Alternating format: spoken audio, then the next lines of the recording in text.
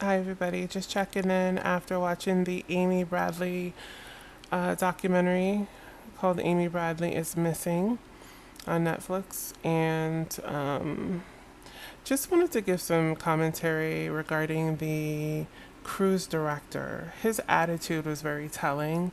When I did Kevin McGrath's reading, The Man That Went Missing from his cruise ship off the coast of Florida, I mentioned that oftentimes these staff members, like these cruise ship personnel, are involved in the trafficking, helping to remove the bodies and store the bodies until they get, or the people, until they get to whatever destination they're going to offload them.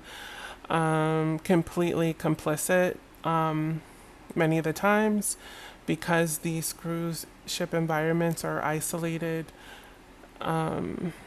They're isolated environments, and because of the legal jurisdiction, the complications with that, it's easy for these kinds of things to take place, which is why I hate cruises. I went on one cruise and I found that all it did was suck out all of your money. Where we were staying, it stunk down there, and it just seemed like a huge ripoff. And it's so limiting from the time that you have at the different ports. You lose about an hour and a half trying to get off the boat.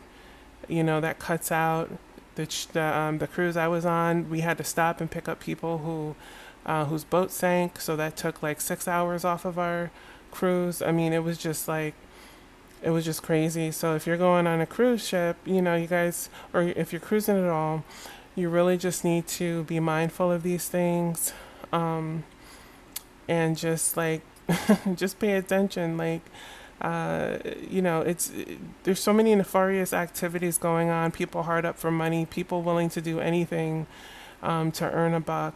You know, and always at somebody else's expense, of course. But these environments, it's easy for things to happen and people to not be held accountable. The cruise ships to not be held accountable.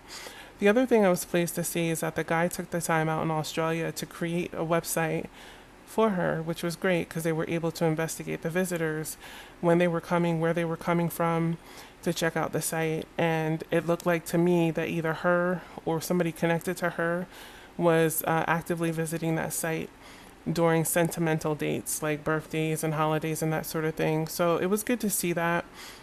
And I've never done a reading for her because I always felt like that she was around, and if she wasn't around anymore, she had been around for quite some time. But hopefully she'll make her way back.